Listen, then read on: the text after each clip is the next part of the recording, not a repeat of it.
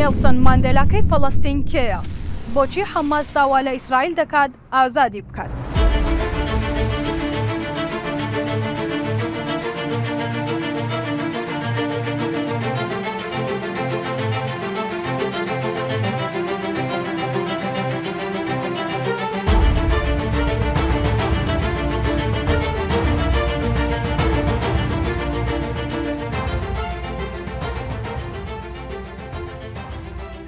لای بەشێک لە فەڵەستینیەکان بە نێلسۆن ماندێلا دەچوێنرێت.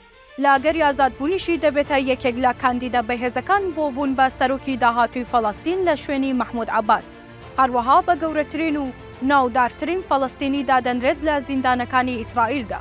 لە ئێستادا ئازادبوونی مەڕوان بەرغووتی بەندە با ڕێکەوتنی ئاگربەست لە نێوان حەماس و ئیسرائیلدا.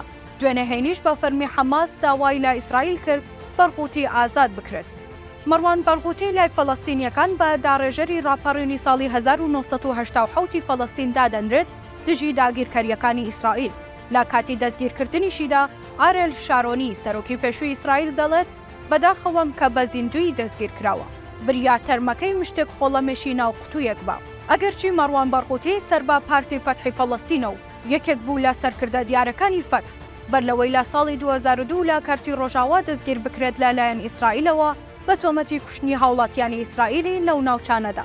لە ئێستاشدا تەواوی سەرنجەکان لەسەر ئازادکردنی بەرغووتین، چونکە ئەگەرچی ماوەی 2 دەیە لە زیندانەکانی ئیسرائیلدایە، بەڵام هێشتاش کاریگەری زۆری لەسەر سیاسەتی گشتی فەڵەستین هەیە.